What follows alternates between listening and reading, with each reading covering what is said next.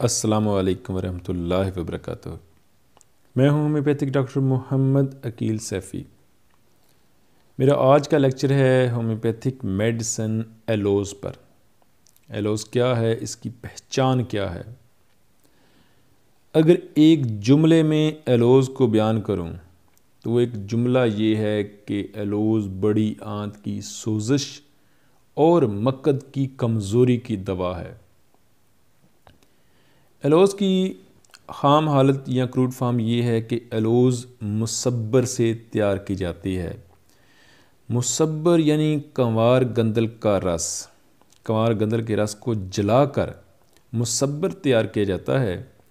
آپ جانتے ہوں گے یہ کڑوا ہوتا ہے، اکثر بچوں کو دودھ چھڑانے کے لیے مصبر استعمال کیا جاتا ہے اور پستان پر لگا دیا جاتا ہے، اور جس سے وہ بچہ جو ہے اس کو کڑواہٹ محسوس ہوتی ہے۔ مصبر کا استعمال قبض کشا کے لیے بھی استعمال ہوتا ہے۔ یہ قبض کشا ہے، اگر اس کو استعمال کیا جائے تو یہ قبض کشا ہوتا ہے، لیکن یہ زیادہ مقدار میں استعمال کرنے سے معدے کو خراب کرتا ہے، معدے اور آنتوں میں سوزش ہو جاتی ہے، دست لگ جاتے ہیں، اور جب اس کی ہومیوپیتھک میڈیسن بنتی ہے تو یہ معدے، چھوٹی بڑی آنت کی سوزش اور مقد کی سوزش کو دور کرتی ہے۔ مقد کی کمزوری بھی مقد کی سوزش کی وجہ سے ہوتی ہے۔ یہ اینٹی سورک دوا ہے، لیکن ٹرائی میازمیٹک بھی ہے، یعنی تینوں میازم کے جو انسان ہوتے ہیں ان کے اندر بھی ایلوز کی علامات پیدا ہو سکتی ہیں۔ اگر ہم اس کی ڈرگ پکچر پر جائیں تو ڈرگ پکچر اس کا پیشنٹ کس طرح کا ہوتا ہے؟ اس کے ایلوز کے پیشنٹ کی ڈرگ پکچر اس طرح سے ہے کہ یہ ناخوش موڈی لوگ، غیر مطمئن لوگ، ایسے لوگ جو دوسروں سے دور رہتے ہیں، اکیلے رہتے ہیں، ایسے لوگ جو آبی برساتی موسم میں ان کو تکلیفات ہوتی ہیں، ان کو لوز موشن لگ جاتے ہیں، موسم ان کو ناپسند ہوتا ہے، نمی والا موسم ناپسند ہوتا ہے، بد مزاج، اس موسم میں وہ بد مزاج ہو جاتے ہیں، مر جانے کا خوف ہوتا ہے ان کے اندر۔ اور اکثر ماں کہتی ہے ہمارے پاس، جب یہ ماں کو کسی بچے کو لے کر آتی ہے تو ماں کہتی ہے کہ ڈاکٹر صاحب بچہ تھوڑا تھوڑا پخانہ کرتا ہے، یعنی بار بار تھوڑا تھوڑا پخانہ کرتا ہے۔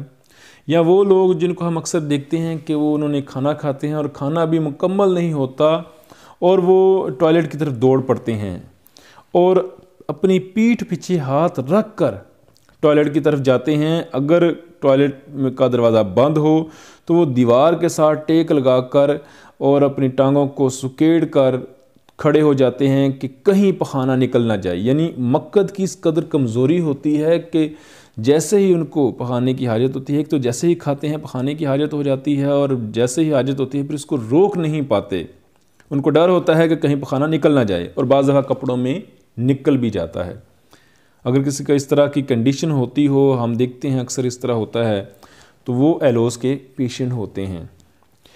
اس کے اگر ہم مزاج پر جائیں تو مزاج اس کا یہ ہے کہ یہ گرم مزاج ہوتے ہیں، یعنی ان کو گرمی زیادہ لگتی ہے اور سردی پسند کرتے ہیں، سردی کے موسم میں بہتر محسوس کرتے ہیں، اور گرمیوں میں ان کی تکلیفات جو ہیں وہ زیادہ ہوتی ہیں، گرم مزاج ہوتے ہیں، گرمی سے ان کی تکلیف بڑھ جاتی ہے۔ سست، تھکے ہوئے، کمزور بچے جن کی ہڈیاں نکلی ہوئیں، دماغی محنت سے جو نفرت کرتے ہیں، اور گوشت کھانے سے نفرت کرتے ہیں۔ اگر ہم ان کی علامات کی وجہ پر جائیں کہ ان کی علامات کیوں پیدا ہوتی ہیں، کس طرح پیدا ہوتی ہیں، تو ان کی علامات جو ہیں وہ گرمی کے موسم میں اور بہت زیادہ انگریزی یا دیسی ادویات کے استعمال کے بعد ان کی علامات پیدا ہوتی ہیں، اور معدے اور بڑی آنت میں سوزش ہو جاتی ہے۔ اکثر لوگوں کو ہیوی جو ادویات ہوتی ہیں، بہت تیز گرم ادویات کے استعمال کے بعد ان کا معدہ خراب ہو جاتا ہے، ان کو ایلوز استعمال کروائی جا سکتی ہے۔ اس دوا کی اب آتے ہیں خاص علامات پر۔ خاص علامات کیا ہیں؟ ایلوز کی خاص علامات یہ ہیں کہ ایلوز کو کن پٹی کا سر درد ہوتا ہے، یعنی کن پٹی کا دونوں طرف سر درد ہوتا ہے، اور اس وقت جب پیٹ خراب ہو، قبض ہو، حاجت سے سکون ہو جاتا ہے، گوشت سے نفرت ہوتی ہے، اور کھانا کھاتے ہوئے چباتے وقت کان میں کوئی چیز ٹوٹنا، شیشہ ٹوٹنے جیسا محسوس ہونا، کر کر کی آواز آتی ہے۔ سوچنے سے پخانے کی حاجت ہو جاتی ہے، یعنی بالکل ٹھیک ہوں گے لیکن جب ان کو خیال آئے گا کہ مجھے پخانا آنا چاہیے یا آنا تھا تو ان کو حاجت ہو جاتی ہے۔ پانی پینے سے پخانے کی حاجت ہو جاتی ہے، اور ذرا سا کھانے سے پخانے کی حاجت ہو جاتی ہے، اور پخانا از خود خارج ہو جاتا ہے، نرم پخانا ہو یا سخت ہو۔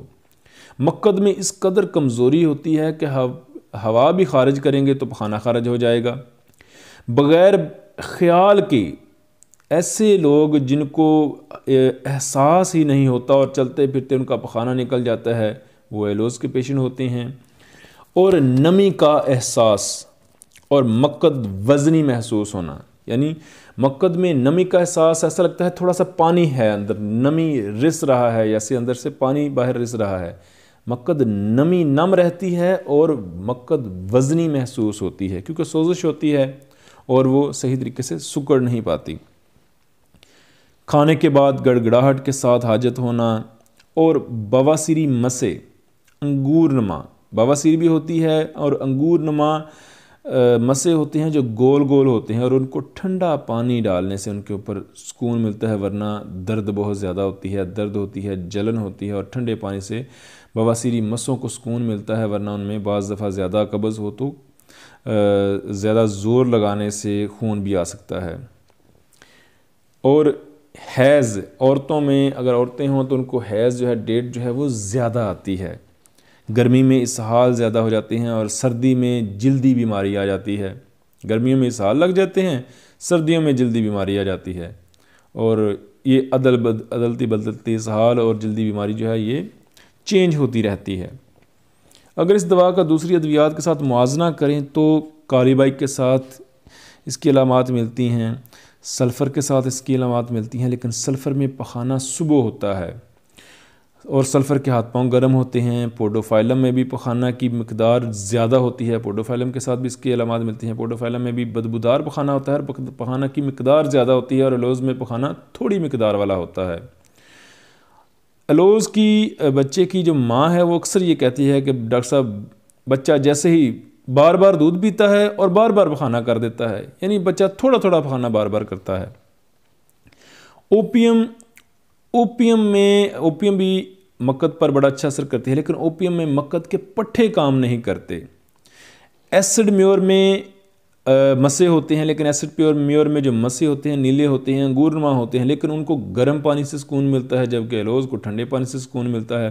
اور ایسڈ میور میں شدید درد ہوتی ہے بواسیر کی مسوں کی۔ ایسکیولس میں بھی مقد کی سوزش ہے، لیکن ایسکیولس میں مقد کی سوزش کے ساتھ درد ہوتی ہے، ایلوز میں مقد کی سوزش کے ساتھ دست ہوتے ہیں۔ اگر اس دوا کا موڈ آف ایکشن ہم دیکھیں تو اس دوا کا موڈ آف ایکشن جو ہے یہ ہے کہ اس دوا کا اثر ایک تو اندر سے باہر ہے، اور دوسرا یہ جگر پر اثر انداز ہوتی ہے، یعنی اس دوا کا اثر جو ہے وہ جگر پر ہے، اور جگر مرکز، اس دوا کا جو مرکز ہے وہ جگر ہے۔ جگر کی وجہ سے جو ہے معدہ اور آنتوں میں اور مقد میں سوزش ہو جاتی ہے، اور یہ جب جگر پر اثر انداز ہوتی ہے، جگر ٹھیک کام کرتا ہے تو پھر ساتھ بڑی آنت کی سوزش اور مقد کو بھی ٹھیک کرتی ہے، کیونکہ یہ ایک نباتاتی گندک ہے۔ جس طرح سلفر جو ہے، سلفر گندک ہے، معدنیاتی گندک ہے، اور یہ نباتاتی یعنی پودوں والا گندک ہے، اس کے اندر بھی گندک پائی جاتی ہے۔ اس طرح یہ سلفر کی بہت اچھی معاون ہے، اور سلفر جیسا اثر کرتی ہے۔ سلفر بھی بہت ساری ادویات کے اثرات کو زائل کرتی ہے، ایلوز بھی ادویات کے اثرات کو زائل کر دیتی ہے۔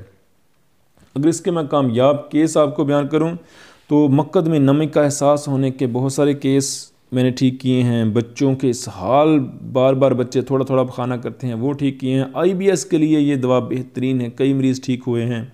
اور پخانا کرنے کا احساس نہ ہونا، پخانا نکل جانا، بچے کو پتہ ہی نہیں چلتا، جوان بعض لوگ ہوتے ہیں ان کو پتہ ہی نہیں چلتا کہ ان کا پخانا نکل گیا ہے، تو ان میں یہ بہترین اثر کرتی ہے، ٹھیک کرتی ہے ان کو۔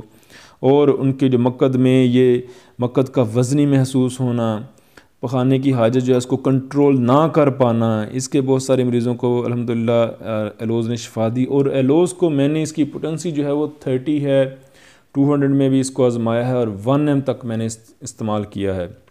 میرے پاس بہت سارے ایلوز کے پیشنٹ آتے ہیں، اور جب میں دیکھتا ہوں کہ ان کو مقد کی کمزوری، بڑی آنت کی سوزش ہے، پخانے والی جگہ میں نمی کا احساس ہے، یا بواسیر میں استعمال کرواتا ہوں، اور گرمیوں کے دست ہیں، بار بار پخانا ہے، تو بہترین میں اکثر ایلوز 30 دیتا ہوں یا ایلوز 200 دیتا ہوں۔ اگر بہت پرانا مسئلہ ہے تو ایلوز 1M دیتا ہوں۔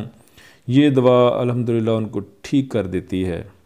تو یہ تھا میرا آج کا لیکچر۔ مجھے امید ہے کہ آپ کو ایلوز کی جو ہے پہچان آ گئی ہوگی۔ بہت اچھی اور بہت زبردست میڈیسن ہے بڑی آنت کی سوزش کے لیے اور مقد کی کمزوری کے لیے۔ اپنی دعاؤں میں یاد رکھیے گا۔ ہومیوپیتھک ڈاکٹر محمد عقیل سیفی۔